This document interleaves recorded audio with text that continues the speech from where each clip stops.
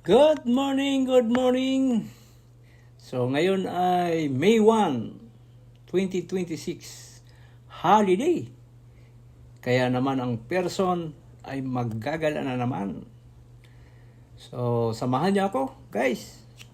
Pupuntahan natin yung sikat na simbahang bato sa Batangas. So, let's go!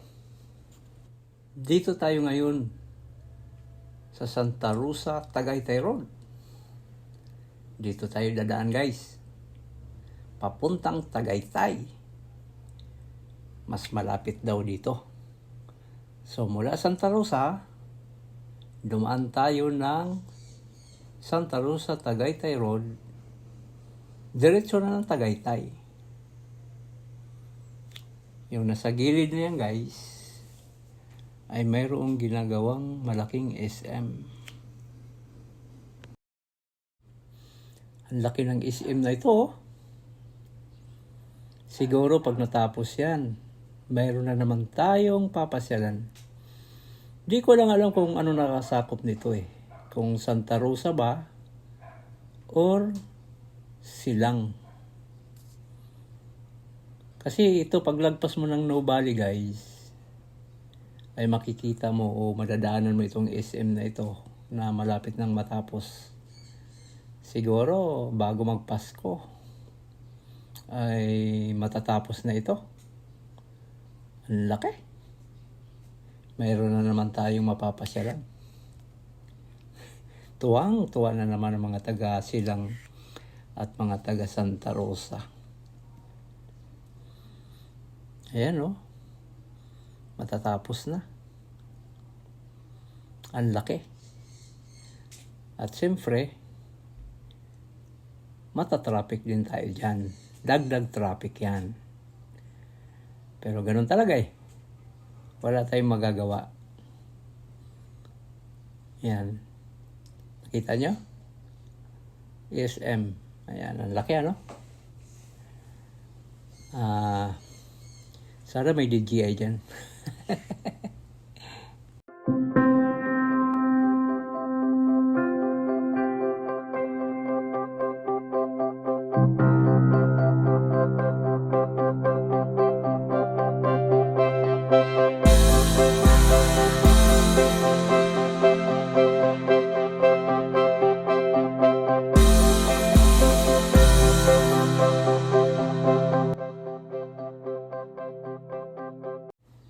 Tagaytay na tayo.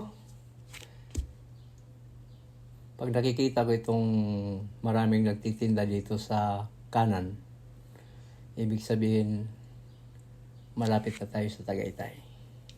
Or Tagaytay na nga. Yan ang aking palatandaan.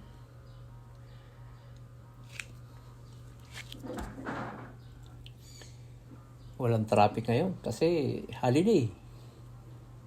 Ang sarap mag-rides.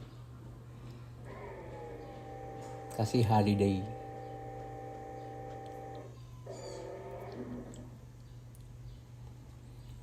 Malapit na tayo sa circle. So pag pupunta kayo, guys, sa Simbahang Bato, unang-una ninyong tumbukin yung Tagaytay Circle. Pagkagaling kayo ng Santa Rosa, Tagaytay Road, pangatlong exit kayo. Yung sa may police station. Yan dito. Sa may police station, diyan kayo kumanan. Ang ganda ng view diyan, guys. Kaya lang talagang makurbada diyan. At pabalik paahon. Diyan din ako dadaan. Pabalik. Tingnan natin kung kakayanin ng ating Mio Gravis ang paahon.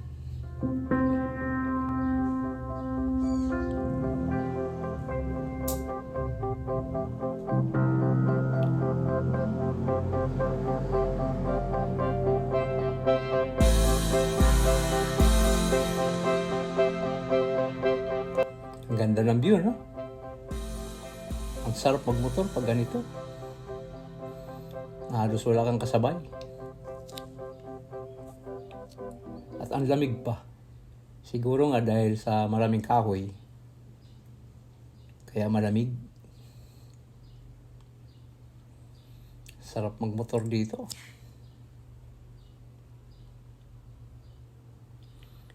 Dahan-dahan lang ang takbo natin. Siguro ang takbo ko, ano lang, mga 40 lang. Kasi medyo pababa. Mahirap na. Baka tayo'y sumimplang. Diba? Ang ganda ng kalsada, no? Ang kinis. Ba't kaya sa mga probinsya ang gaganda ng kalsada? Samantala pag pumunta ka ng EDSA, bako-bako. Ganda pa ng view. Yan lang ang kagandahan guys kapag nagra-rides tayo. Marirelax talaga yung ating kaisipan. Dahil sa trabaho natin, puro trabaho. Pagka nagra-rides ka, tapos makakita ka ng gantong kagandang mga view, parang nare-relax ka rin.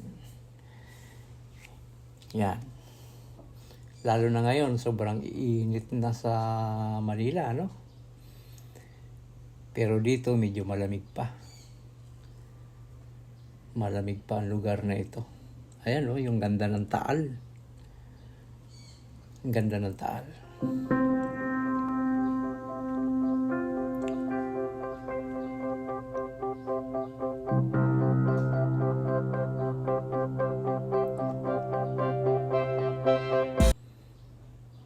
Ano kaya kung maplatan ka rito, ano? Ano kaya mangyayari sa'yo? Wala mo lang vulcanizing dito, guys. Siguro magtutulak ka. Maliban na lang kung mayroong mga riders na may dala silang gamit at matulungan ka. Pero ako guys, mayroon talaga akong dala. In case of emergency na maplatan ako. Meron akong panghangin, meron din akong pampasak. Mahirap na. Pag ganitong dinadaanan mo, tapos maplatan ka, mahirap na. Paano kung walang tutulong sa'yo? Paano ka makakalis dito? Kaya lagi akong may dala guys. Hindi pwedeng wala. Ganda ng daan. Kaya lang, konting ingat lang tayo. Kasi talagang pakurba-kurbada talaga ang daan dito. Hindi ko alam kung anong pangalan ng lugar na ito Kung Talisay ba ito. Kasi ang alam kong Talisay na dinadaanan dun sa kabila. Ayan, malapit na tayo guys. Malapit na tayo sa Likong Pakanan. Yung tinatawag nilang Laurel, Batangas. Yan. So, ito na yung guys, yung papasok papuntang Simbahang Bato. Ayan. Medyo rough road ng kaunti. Kanina marami akong nakitang riders na nauna sa akin kasi mabibili sila Medyo magaganda kasi ang motor nila. Mga 160, 155, mga ganon. ADB, NMAX. Yan, magaganda yung mga motor nila kaya heavy duty, kaya mabibilis. Kaya ako, dandahan lang kasi naka 125 lang tayo na Mio Gravis. Yan, ito yung entrance guys.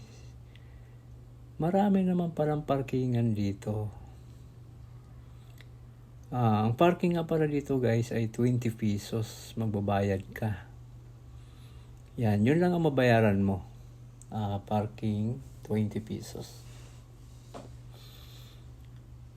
So, sa wakas, nakarating din ako, dati pinapanood ko lang ito sa mga vloggers.